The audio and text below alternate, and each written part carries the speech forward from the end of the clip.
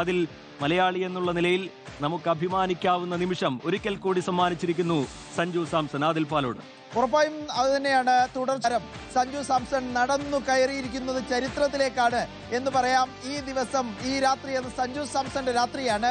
India വലിയ കൂറ്റൻ സ്കോറിലേക്ക് എത്തിയെങ്കിൽ അതിന് പ്രധാനപ്പെട്ട കാരണം ആ സ്കോറിംഗിൽ നെടുനായകത്വം വഹിച്ചത് സഞ്ജു വി സാംസൺ എന്ന ഇന്ത്യൻ താരമാണ്, മലയാളി താരമാണ്, നമ്മുടെ താരമാണ് റീജിത്ത് എന്നുള്ളതാണ്. നിരവധി റെക്കോർഡുകൾ വാരിക്കൂട്ടിയുള്ളതായിരുന്നു സഞ്ജുവിന്റെ ഇന്നത്തെ ഇന്നിങ്സ് എന്നതാണ്. തുടർച്ചയായ മൂന്നാമത്തെ അർദ്ധ സെഞ്ചുറി എന്ന് പറയുമ്പോൾ തന്നെ നമുക്കറിയാവുന്നതാണ്. വെസ്റ്റ് ഇൻഡീസിനെതിരെ സൂപ്പർ 8ന്റെ നിർണായക മത്സരത്തിൽ 97 റൺസ് 50 ബോളിൽ. പിന്നീട് അടുത്ത് നടന്ന സെമി ഫൈനലിൽ ഇംഗ്ലണ്ടിനെതിരെ 89 റൺസ് 42 ബോളിൽ. ഇപ്പോഴിതാ വീണ്ടും 89 റൺസ് എന്ന ഉയർന്ന സ്കോറിലേക്ക്, വ്യക്തിഗത സ്കോറിലേക്ക് സഞ്ജുവിന് എത്താൻ കഴിഞ്ഞു എന്നുള്ളതാണ് ഏറ്റവും പ്രധാനപ്പെട്ട കാര്യം. 2020 ലോകകപ്പ് ഫൈനലിലെ ഏറ്റവും ഉയർന്ന വ്യക്തിഗത സ്കോർ എന്ന നിർണായകമായ ഒരു റെക്കോർഡിലേക്ക് സഞ്ജുവിന് കയറിപ്പോകാനായി. ഒപ്പം ഒരു T20 ലോകകപ്പിലെ ഏറ്റവും കൂടുതൽ സിക്സറുകൾ പായിച്ചത് സഞ്ജു വി സാംസണാണ്. 24 സിക്സാണ്. ഇതിൽ ഏറ്റവും പ്രധാനപ്പെട്ട കാര്യം, പല കളികളും, ആദ്യഘട്ടത്തിലുള്ള പല കളികളും സഞ്ജുവിന് നഷ്ടപ്പെട്ടിരുന്നു. പലരും 8ഉം 9ഉം ഇന്നിങ്സുകൾ കളിച്ചപ്പോൾ സഞ്ജു കളിച്ചതാകട്ടെ തുച്ഛമായ 5 ഇന്നിങ്സുകൾ മാത്രമാണ് എന്നുള്ളതാണ്.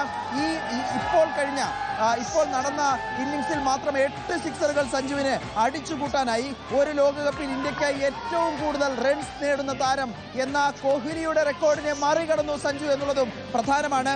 321 റൺസാണ് ഈ ലോകകപ്പിലെ 5 ഇന്നിങ്സ്, വെറും തുച്ഛമായ 5 ഇന്നിങ്സിലെ സഞ്ജുവിന്റെ ആകെ സമ്പാദ്യം.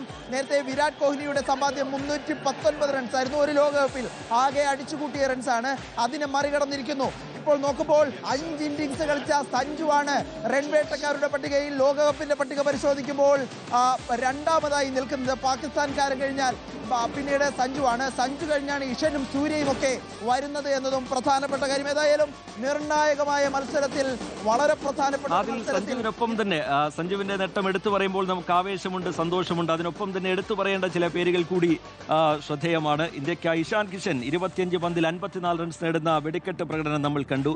അഭിഷേക് ശർമ്മയുടെ 21 പന്തിൽ 52 എന്ന പ്രകടനം. അവസാന ഓവറുകളിൽ 2 സിക്സും 3 ഫോറും സഹിതം 24 റൺസ് നേടിയ, 8 പന്തിൽ 26 റൺസ് നേടിയ ശിവം ദുബെയുടെ പ്രകടനം. അങ്ങനെ ഏറ്റവും സ്ഥിരതയാർന്ന, ബാറ്റിംഗിൽ ഏറ്റവും സ്ഥിരതയാർന്ന സമീപകാലത്ത് നമ്മൾ കണ്ട ബാറ്റിംഗ് നിര ഇന്ത്യയുടേതാതിൽ. ഉറപ്പായും ഇന്ത്യ എങ്ങനെ കളിക്കണം എന്നതിന്റെ നേർ ഉദാഹരണമാണ് ഇന്നത്തെ മത്സരമെന്ന് ഉറപ്പായും പറയാൻ കഴിയും. ഇന്ത്യയുടെ ഭാഗ്യമില്ലാത്ത ഒരു ഗ്രൗണ്ടാണ് സാധാരണഗതിയിൽ പറഞ്ഞു കേൾക്കുന്നത് അഹമ്മദാബാദിലെ നരേന്ദ്രമോദി സ്റ്റേഡിയം. 2023 നടന്ന ഏകദിന ലോകകപ്പിൽ ഇന്ത്യക്ക് പരാജയം രുചിക്കേണ്ടി വന്നിരുന്നു ഓസീസിൽ നിന്ന്.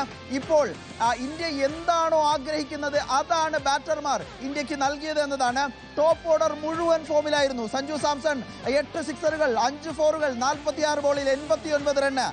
അഭിഷേക് ശർമ്മ ദീർഘകാലമായി ഫോമിലില്ല എന്നതായിരുന്നു നമ്മൾ മനസ്സിലാക്കിയിരുന്നത്.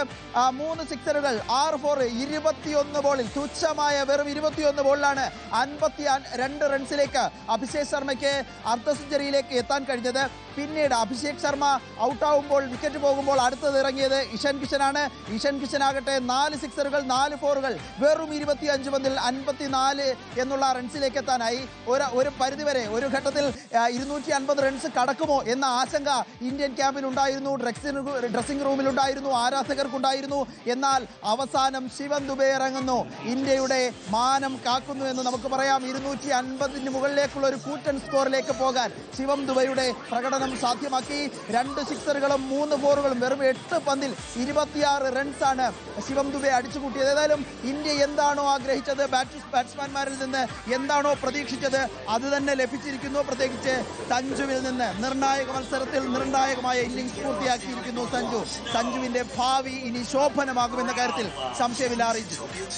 ആദിൽ പാലോടാണ് സ്പോർട്സ് ഡെസ്കിൽ നിന്ന് വിശദാംശങ്ങൾ പങ്കുവെച്ചുകൊണ്ടിരിക്കുന്നത്. ഇന്ത്യ ഇതാ വിശ്വ കിരീടത്തിന് തൊട്ടരികെ നിൽക്കുകയാണ്. ഇന്ത്യക്കാരെ സംബന്ധിച്ചിടത്തോളം, മലയാളികളെ സംബന്ധിച്ചിടത്തോളം ഏറ്റവും അഭിമാനകരമായ നിമിഷത്തിലൂടെ നമ്മൾ കടന്നു പോവുകയാണ്. ന്യൂസിലാൻഡ് ബാറ്റിംഗ് തകർച്ച നേരിട്ടിരിക്കുന്നു. 8 വിക്കറ്റുകൾ നഷ്ടമായിരിക്കുന്നു. ഇനി 2 വിക്കറ്റുകൾ മാത്രം അകലെ ഇന്ത്യയുടെ കിരീടം 2 വിക്കറ്റുകൾ മാത്രം അകലെയാണ്. ഇനി ഒരു വിജയം കിവികൾക്ക് സാധ്യമാകില്ല, ന്യൂസിലാൻഡിന് സാധ്യമാകില്ല എന്നുള്ള കാര്യം ഉറപ്പാണ്.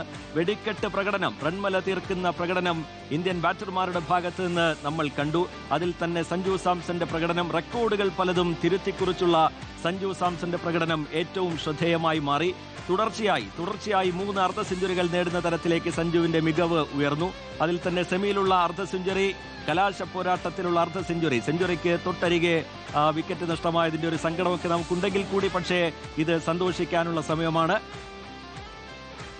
ആദിൽ പാലോട് ഒരിക്കൽ കൂടി നമുക്കൊപ്പം ചേരുന്നുണ്ട്. അതിൽ എങ്ങനെയാണ് ഏറ്റവും പുതിയ സ്കോർ ബോർഡ് എങ്ങനെയാ അതിൽ?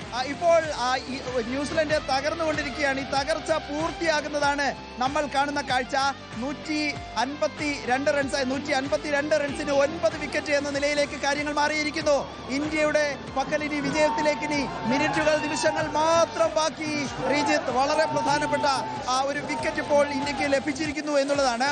നേരത്തെ 8 വിക്കറ്റ് ആയിരുന്നു ഉണ്ടായിരുന്നതെങ്കിൽ ഇപ്പോഴിതാ ക്യാപ്റ്റന്റെ വിക്കറ്റ് കൂടി കിട്ടിയിരിക്കുന്നു. മിച്ചൽ സാന്ററുടെ വിക്കറ്റ് ഇന്ത്യക്ക് ലഭിച്ചിരിക്കുന്നു. സാന്റർ അവസാനം വരെ പൊരുതുകയായിരുന്നു. 35 പന്തിൽ 43 റൺസാണ് സന്നർ നേടിയിരുന്നത്. 2 സിക്സറുകൾ ഉണ്ടായിരുന്നു, 3 ഫോറുകൾ ഉണ്ടായിരുന്നു. അതിൽ അങ്ങനെ പൊരുതിക്കൊണ്ടിരിക്കുകയാണ് സാന്നറുടെ വിക്കറ്റ് ഇപ്പോൾ ഇന്ത്യക്ക് ലഭിച്ചിരിക്കുന്നത്. ഇതിൽ ഏറ്റവും പ്രധാനപ്പെട്ട കാര്യം ജസ്പ്രീത് ബുംറയ്ക്ക് 4 വിക്കറ്റ് ലഭിച്ചിരിക്കുന്നു. ഒരുപക്ഷെ നമ്മളെല്ലാവരും പ്രതീക്ഷിച്ചിരുന്നത് Sanju Samson man of the match പട്ടം കിട്ടും, കളിയിലെ താരമായി തിരഞ്ഞെടുക്കുമെന്നതായിരുന്നു. എന്നാൽ ഒരുപക്ഷെ ബുംറയ്ക്ക് കളിയിലെ താരമായി തിരഞ്ഞെടുക്കപ്പെടാനുള്ള സാധ്യത കൂടുന്നു എന്ന് മനസ്സിലാക്കാൻ കഴിയുന്നുണ്ട്. 4 ഓവർ ഇപ്പോൾ പൂർത്തിയാകാൻ പോകുമ്പോൾ ആകെ 13 റൺ മാത്രം വഴങ്ങി 4 വിക്കറ്റുകൾ. 3.70 എന്ന എക്കണോമിയിലാണ് ബുംറയുടെ ഓവർ പൂർത്തീകരിച്ചത്, സ്പെൽ പൂർത്തീകരിച്ചിരിക്കുന്നത്. വളരെ മനോഹരമായ സ്പെൽ, ഇന്ത്യ ആഗ്രഹിക്കുന്ന സ്പെൽ ബുംറ പൂർത്തീകരിച്ചിരിക്കുന്നു എന്നുള്ളതാണ് പ്രധാനപ്പെട്ട കാര്യം. ജസ്പ്രീത് ബുംറ, ബൂം ബൂം ബുംറ ഇപ്പോഴാ 4 വിക്കറ്റ് നേടിയിരിക്കുന്നു നിർണായകമായ ഫൈനലിൽ. റീജിത്ത്, ശരി, ആദിൽ പാലോടാണ് വിശദാംശങ്ങൾ നൽകിക്കൊണ്ടിരിക്കുന്നത്.